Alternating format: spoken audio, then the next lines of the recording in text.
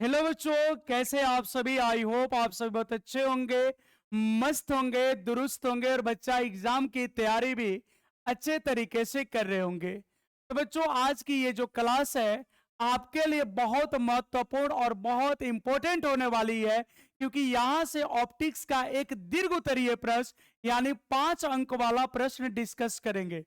और बच्चा, जैसे कि आप देख रहे होंगे, टॉपिक नेम पीछे दिख रहा होगा, संयुक्त सूक्ष्मदर्शी।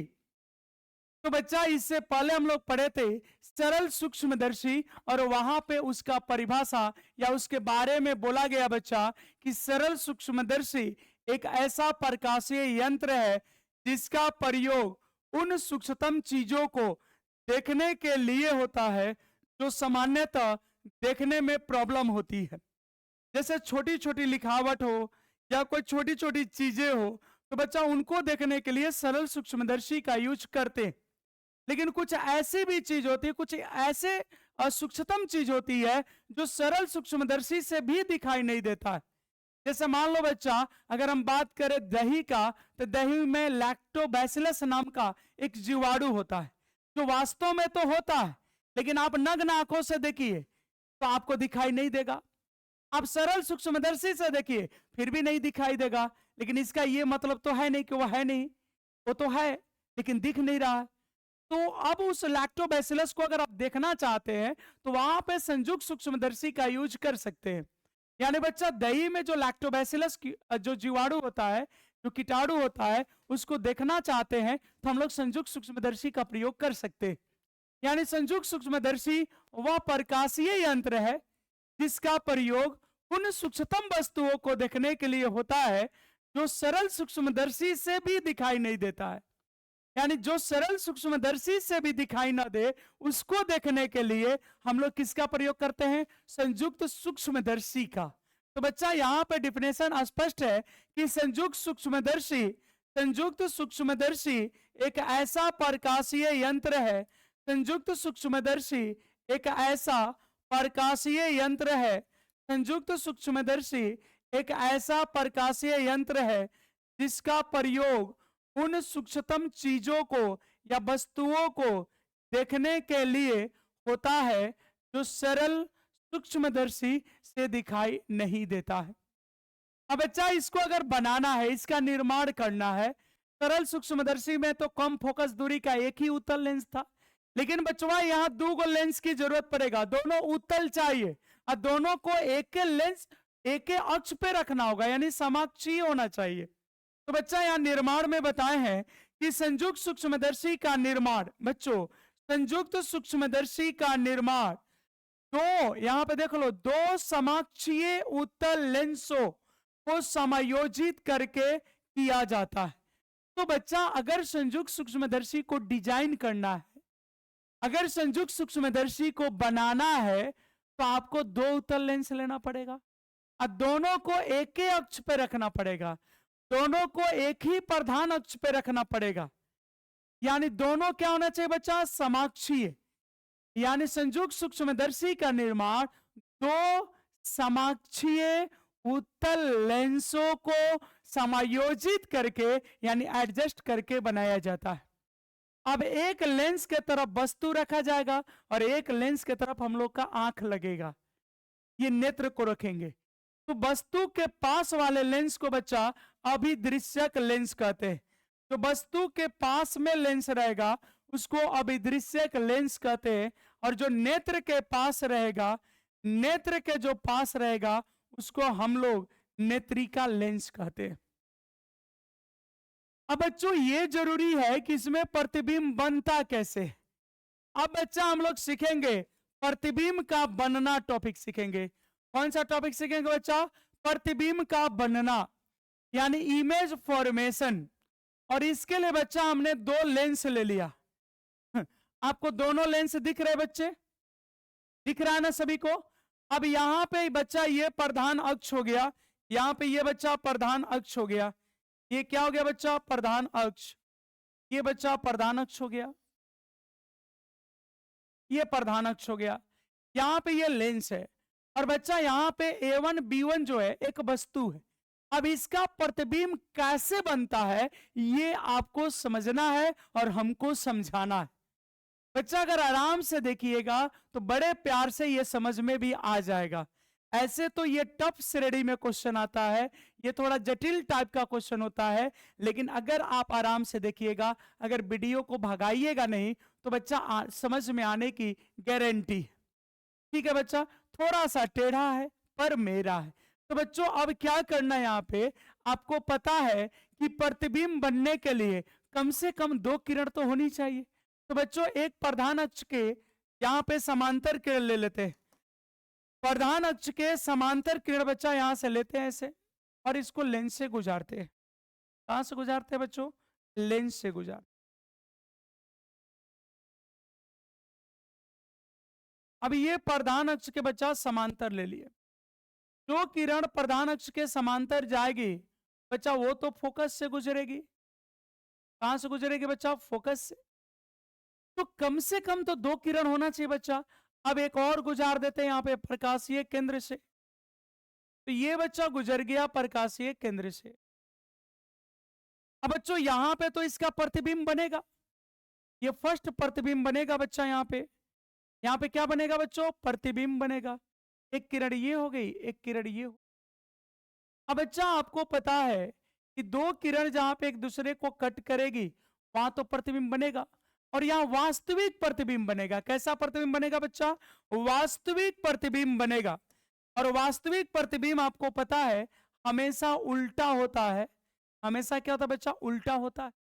तो अगर हमने वस्तु को A1 B1 माना है तो बच्चा इस प्रतिबिंब को हम लोग मान लेंगे, इस प्रतिबिंब को बच्चा मान लेंगे, या इसी को हम बच्चा मान लेते हैं A1 B1। अब आप कहोगे सर जब इसको A1 B1 मान लिए तो बच्चा इसको हम केवल A मान लेते हैं। इसको क्या मान लेते हैं बच्चों? इसको केवल A मान लेते हैं, और इसको केवल B मान लेते हैं। ठीक है बच्चा, यहाँ पे वस्तु को क्या मान लेते हैं? A, और इसको मान लेते हैं B। तो ये भी वस्तु हो गया बच्चा। और इस पहले लेंस से, इसको तो अभिदृश्यक लेंस बोलेंगे बच्चा। ये लेंस क्या बोला जाएगा? अभिदृश्यक। ये कौन सा लेंस बोलेंगे बच्चों? अभिदृश्यक। तो कौन सा लेंस बोलोगे बच्चों? अभिदृश्यक। क्योंकि जो वस्तु के पास में लेंस होता है वो अभिदृश्यक लेंस होता है। तो अभिदृश्यक लेंस इस वस्तु का प्रतिबिंब वास्तविक बनाया और इससे थोड़ा सा बड़ा कर दिया। इससे बच्चा थोड़ा सा बड़ा कर दिया। अब यहां पे ध्यान दोगे, ये इस अभिदृश्यक लेंस के लिए बच्चा वस्तु है, इस वस्तु दूरी को हम यू लिख देंगे, कैपिटल यू। और इसका ये प्रतिबिंब है, ये अभिदृश्यक लेंस का बच्चा प्रतिबिंब है, और इस प्रतिबिंब की दूरी को लिख देंगे कैपिटल भी। बच्चा अभिदृश्यक लेंस का ये वस्तु है और ये अभिदृश्यक लेंस का प्रतिबिंब है। तो बच्चा ये वस्तु दूरी, ये प्रतिबिंब दूरी। लेकिन अभिदृश्यक लेंस का जो प्रतिबिंब है या नेत्रिका लेंस के लिए, नेत्र लेंस के लिए वस्तु का काम करता है। ये जो प्रतिबिंब है अभिदृश्यक का प्रतिबिंब नेत्र लेंस के लिए वस्तु का काम करता है। यानी आप कहोगे सर कैसे जान गए? तो बच्चों देखो यहां पे हम एक आंख बना दे रहे हैं ऐसे, ये आंख हो गया। तो जो आंख के पास में लेंस है उसको तो नेत्र लेंस बोलेंगे। तो बच्चों ये वाला जो फोटो है ये हो गया नेत्र लेंस, या इसी को नेत्रिका लेंस बोलते हैं, नेत्र लेंस या नेत्रिका। तो बच्चा अभिदृश्यक लेंस का जो प्रतिबिंब आया A1 B1 नेत्र लेंस के लिए वस्तु बन जाएगा। अब इसका फोटो बनाते बच्चा, इसका प्रतिबिंब बनाते। तो बच्चों इसके प्रतिबिंब के लिए आपको 2 किरण चाहिए, 2 किरण चाहिए। तो एक बच्चा मुख्य अक्ष के समांतर गुजार देते हैं। यहाँ पे कैसे गुजार देते बच्चों? मुख्य अक्ष के ऐसे समांतर। और एक किरण को प्रकाशीय केंद्र से भेज देते हैं। कहां से भेज देते बच्चों? प्रकाशीय केंद्र से। एक किरण को प्रकाशीय केंद्र से भेज देते हैं ऐसे। और एक ये जो मुख्य अक्ष के समांतर जा रहा है ये अपवर्तन के बाद बच्चा कहां से गुजरेगा? ये नेत्रिका लेंस के फोकस से गुजरेगा। अब उधर चूंकि ये फैलते जा रहा है तो बच्चा उधर कटने का संभावना तो है ही नहीं। यानी एक बात तो स्पष्ट हो गई, इधर प्रतिबिंब बनने वाला नहीं है कि ये फैलते जा रहा बच्चा, तो उधर तो प्रतिबिंब बनेगा नहीं। तो अब इस अपवर्तित किरण को बच्चा हम थोड़ा पीछे बढ़ाएंगे। तो जब इसको पीछे बढ़ाएंगे तो कहीं ना कहीं ये कट जाएगा, कहीं ना कहीं तो कटेगा बच्चा, और जहां कटेगा ना वहीं पर एक प्रतिबिंब बनेगा। और चूंकि बच्चा डॉटेड लाइन से मिला रहे, ये डॉट डॉट लाइन से मिला रहे हैं, तो यहां वास्तविक प्रतिबिंब नहीं बनेगा, यहां बच्चा काल्पनिक प्रतिबिंब बनेगा। ये डॉट डॉट लाइन ला है बच्चा, ये डॉट डॉट लाइन है, तो यहां पे काल्पनिक प्रतिबिंब बनेगा। कैसा प्रतिबिंब बनेगा बच्चा? जब डॉट डॉट लाइन मिलते हैं तो वहां काल्पनिक प्रतिबिंब बनता है। और बच्चा यहां पे बन जाएगा आपका एक प्रतिबिंब, ये बन गया आपका प्रतिबिंब। इस प्रतिबिंब का नाम बच्चों हम दे देंगे, क्या दे देंगे? इसका नाम दे देते हैं बच्चा B2, और इसका नाम दे देते हैं A2। इसका नाम क्या देते हैं बच्चा? A, और ये है इसका फोकस, ये है बच्चा फोकस। ये किसका है? अभिदृश्यक लेंस का, F0। ओ से ऑब्जेक्टिव होता है बच्चा, अभिदृश्यक को क्या बोलते हैं? ऑब्जेक्टिव। अब ध्यान देना बच्चा, ये फोकस किसा? ऑब्जेक्टिव का। इसको बच्चा बोलते हैं आई लेंस, इसको क्या बोलते हैं बच्चों? Eye lens. तो इसके ये फोकस है, आई लेंस का, नेत्र लेंस का ये फोकस है बच्चा, इसको लिख देंगे F। अब यहां पे ध्यान दो, ये जो A1 B1 है ये बच्चा नेत्र लेंस के लिए तो वस्तु है।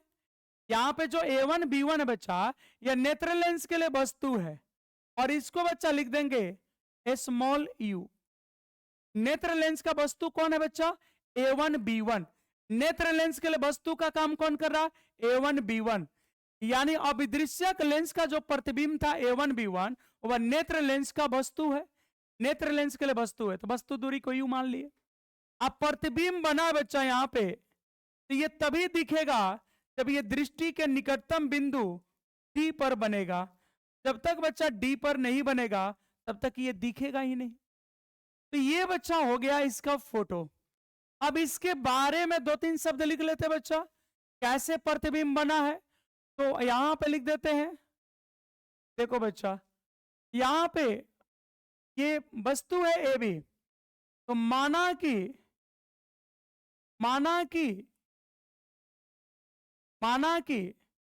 AB एक, देखो बच्चा AB एक क्या है? तो AB एक लंबवत, AB एक लंबवत वस्तु है जो प्रधान अक्ष पर है, जो प्रधान अक्ष पर है। तो बच्चा कहां पे है? प्रधान अक्ष पे है। AB कहां है? एक लंबवत वस्तु है जो प्रधान अक्ष पे है। और देखो बच्चा अभिदृश्यक लेंस से अक्ष पर है, अभिदृश्यक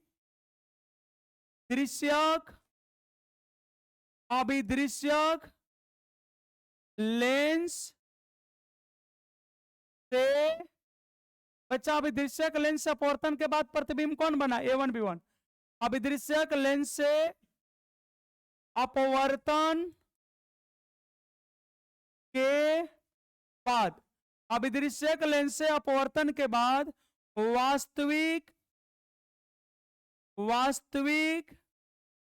उल्टा और वस्तु से बड़ा, वास्तविक उल्टा। देखो बच्चा इससे तो ये बड़ा है ना, AB वस्तु से तो A1 B1 बड़ा है, तो वास्तविक उल्टा और वस्तु से बड़ा प्रतिबिंब A1 B1 बनता है, A1 B1 बनता है। इतनी बात तो बच्चों आपको पता है, आप सभी को पता होना चाहिए ये बात है कि ये भी एक लंबवत वस्तु है जो प्रधान अक्ष पर है। अभिदृश्यक लेंस से अपवर्तन के बाद वास्तविक उल्टा और वस्तु से बड़ा प्रतिबिंब A1 B1 बनता। इतनी बातें क्लियर होगी बच्चा। अब A1 B1 का नेत्र लेंस से अपवर्तन के बाद A2 B2 प्रतिबिंब बन रहा है, जो कि इसके रेस्पेक्ट में तो उल्टा ही है, लेकिन पहली बार बच्चों लाइट में ऐसा हुआ है, आपके सामने पहली बार ऐसा हुआ है कि ये प्रतिबिंब तो काल्पनिक है क्योंकि डॉट डॉट लाइन से बना है, इस किरण को पीछे बढ़ाए हैं तब बना है, तो आभासी है, लेकिन उसके बावजूद उल्टा है। हाँ, वस्तु से बहुत बड़ा है। तो बच्चा इस बात को ध्यान रखिएगा, नेत्र लेंस से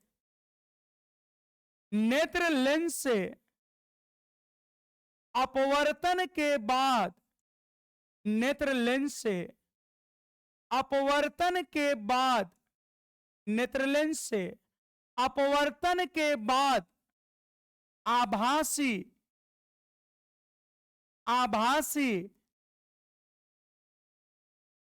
उल्टा, और ये बच्चा नेत्र लेंस अपवर्तन के बाद, क्योंकि वस्तु तो ये है, अब फाइनल प्रतिबिंब नीचे है, तो काल्पनिक उल्टा और वस्तु से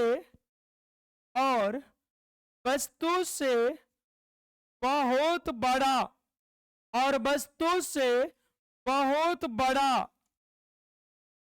प्रतिबिंब, बहुत बड़ा प्रतिबिंब A2 B2 बनता है।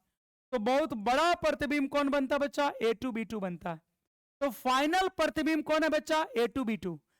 वास्तविक वस्तु कौन है बच्चा? AB। तो AB कहां भाई? AB तो ऊपर है।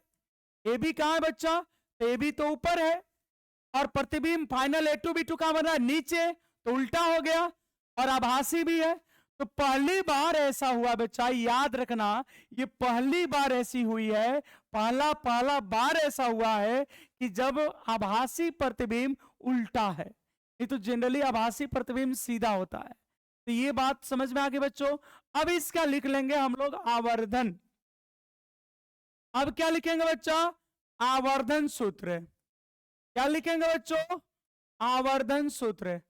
तो प्रकाशीय यंत्र की जो आवर्धन सूत्र होती है, प्रकाशीय यंत्र की बच्चा आवर्धन सूत्र होती है, उसको तो कैपिटल एम लिखते हैं, और कैपिटल एम बराबर बच्चा बीटा अपॉन अल्फा होता है।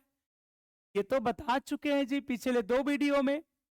बीटा जो है प्रतिबिंब का दर्शन कोण, और अल्फा जो है वस्तु का दर्शन कोण। और बच्चा इसको हम लोग tan beta upon tan alpha भी लिखते हैं, ये भी बात बता चुके हैं। tan beta upon tan alpha लिखते हैं। तो बच्चा ये तभी हम आगे बढ़ पाएंगे जब इसका दोनों का मान पता रहेगा, और इसके लिए तो त्रिभुज कहीं ना कहीं बनाना पड़ेगा। हाँ जी, हमने बोला था कि अगर लेंस की द्वारक छोटा हो जाए तो थीटा जो है tan थीटा और sin थीटा के लगभग बराबर हो जाता है। तो बीटा बाई अल्फा को हम लिख सकते हैं tan beta by tan alpha. ये काम हम लोग सरल सूक्ष्मदर्शी में भी किए हैं, और जब उसके पहले दर्शन कोण पढ़े थे तब पर भी किए थे। तो बच्चों अब क्या करेंगे, पुनः फोटो की जरूरत पड़ गई। अब बच्चा इसमें देखना है कि वस्तु कौन है और प्रतिबिंब कौन है। तो प्रतिबिंब के कोण को बीटा लिखना है। तो बच्चा प्रतिबिंब कौन है? तो यहां अगर प्रतिबिंब को हम देखें तो बच्चा फाइनल प्रतिबिंब A2 B2, और एक और प्रतिबिंब बना A1 B1। तो बच्चा इन दोनों का कोण अगर देखे तो एक ही कोण बन रहा है, ये वाला। और बच्चों इस वाले कोण को हम बीटा मान लेते हैं। इस वाले कोण को बच्चा क्या मान लेते हैं? बीटा।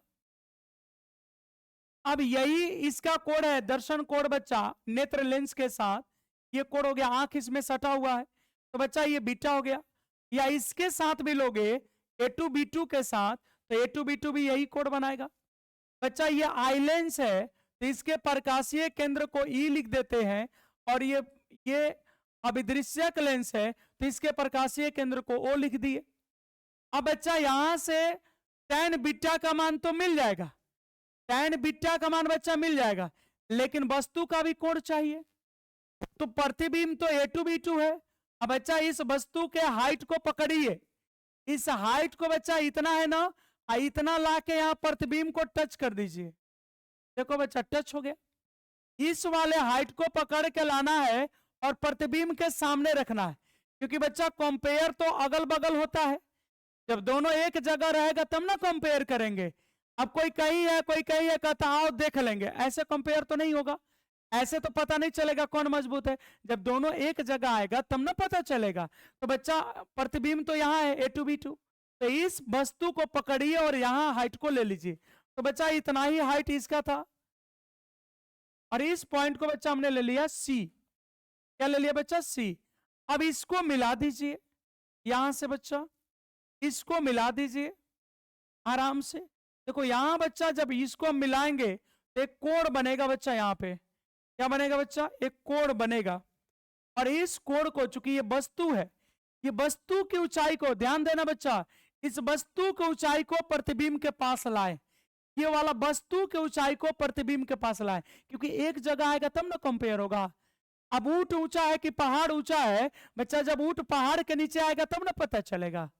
तो अब मान लीजिए कहे कि नहीं ऊंट बहुत ऊंचा होता है, नहीं, कोई कहे पहाड़ बहुत ऊंचा होता है, तो कंपेयर कब होगा? जब ऊंट और पहाड़ एक ही पास आएगा। तो बताओ दर्शन कोण किसका बड़ा है? तो वस्तु यहाँ है, प्रतिबिंब यहाँ है, कोई कंपेयर नहीं है, तो एक जगह ला दिए ए बी को उठा के यहाँ पे। तो बच्चा इसके दर्शन कोण को हमने मान लिया अल्फा। अब प्रतिबिंब को बच्चा बीटा। अब देखो एक त्रिभुज है बच्चा यहाँ पे A1 B1 E, और tan बीटा जब लोगे बच्चा, बीटा लोगे तो लंब का काम करेगा A1 B1। क्या बच्चा? A1 B1 E। यहाँ त्रिभुज देखो A1 B1 E, तो बच्चा जब tan बीटा लिखोगे, जब यहाँ पे हम लोग tan बीटा का वैल्यू लिखेंगे तो लंब हो जाएगा A1 B1, आधार का काम करेगा A1 E। तो लंब का काम कौन करेगा बच्चा? A1 B1। लंब का काम कौन करेगा बच्चा? तो लंब का काम करेगा A1 B1। अब बट्टा में ये हो जाएगा बच्चा A1 E। तो ये तो वैल्यू बच्चा हमने किसके लिए लिख दिया? ये वैल्यू लिख दिया हमने बीटा के लिए। ये वैल्यू बच्चों किसके लिए लिख दिया? बीटा के लिए। देखो बीटा की वैल्यू क्या है? tan बीटा का वैल्यू A1 B1 बटा A1 E। चलो एक बार याद करके चलते हैं। tan बीटा की वैल्यू A1 B1 बटा E, A1 B1 बटा E। अब यहां देखो बच्चा, tan बीटा का वैल्यू A1 B1 बटा A1 E, लंब बटा में आधार, लंब बटा में आधार हो गया। अब बच्चा अल्फा देखो, तो अल्फा तो यहां है, तो इसके सामने लंब क्या है? A2C। लंब क्या बच्चा? ये वाला साइड है। लंब क्या बच्चा? A2C, और आधार हो जाएगा A2E। आधार कितना हो जाएगा बच्चा? A2E हो जाएगा। यहां पे बोलो भाई, यहां पे चला जाएगा ये A2, और ये बच्चा हो जाएगा A2E। ये लंब हो गया A2C, ये लंब, और ये यहां से A2 से लेकर E तक। तो बच्चा फिर से याद रखना, tan अल्फा लंब हो जाएगा A2C, और आधार हो जाएगा A2E। A2C क्या हो जाएगा बच्चा? A2C, और फिर हो जाएगा A2E। अब बच्चा ये सबसे ऊपर चला जाएगा, इसको हम लोग ऐसे भी लिख सकते हैं A1 B1 इंटू A2E। ये हो गया बच्चा। अब यहां पे हो गया A1 E, और A1 E, और इंटू A2, कुछ नहीं किया बच्चा, ये एक को 4 से गुना, 2 को 3 से गुना। अब बच्चा यहां पे यूज कर देंगे हम लोग चिन्ह परिपाटी का। किसका यूज कर लेंगे बच्चा? चिन्ह परिपाटी का, चिन्ह परिपाटी का। या एक लाइन और इसको आगे बढ़ा ले तो ऐसे लिख सकते हैं, थोड़ा सा और सिंपल कर लेते हैं। तो बच्चों इसको ऐसे लिख सकते हैं m बराबर, अब लंब को एक साथ रख लीजिए, तो लंब कौन है बच्चा? तो लंब है A1 B1। अब बाटा में क्या हो जाएगा बच्चा? A2C। A1 B1 A2C दोनों लंब बोला था, ये वाला साइड आधार है, हो जाएगा A2E, और नीचे हो जाएगा बच्चा A1E, A1E। अब यहां पे चिन्ह परिपाटी का यूज कर लेते हैं। किसका यूज कर लेते हैं बच्चा? चिन्ह परिपाटी का। चिन्ह परिपाटी से। अब देखो बच्चा ये E, यहां E लिखना बता रहा है कि आई लेंस यानी नेत्रिका लेंस के रेस्पेक्ट में देखना है, यानी कोई भी दूरी E के रेस्पेक्ट में देखना है। तो बच्चा अब यहां पे ध्यान दो, एक चाहिए A2E और एक चाहिए A1E। अब यहां पे ध्यान दो बच्चा, E यहां पे है, अब यहां से A2E ये भी बाई तरफ है, इसकी वैल्यू D है। A2E वैल्यू कितना बच्चा? D, ये तो माइनस हो जाएगा। एक है A1E, A1E क्या लिख देंगे? Small you. बच्चा A1E स्मॉल यू, ये भी बाई तरफ, ये भी बाई तरफ, तो दोनों को माइनस में लिखेंगे। ये भी बाएं तरफ, ये भी बाएं तरफ, दोनों माइनस में। ए टू ई बच्चा यही ना, ए टू ई है, तो इसको डी माने हैं। तो यहां पर हम लिख देंगे, क्या लिख देंगे बच्चा, तो यहां लिख देंगे तीन परिपाटी से ए टू ई बराबर माइनस डी, हो गया बच्चा माइनस डी, और और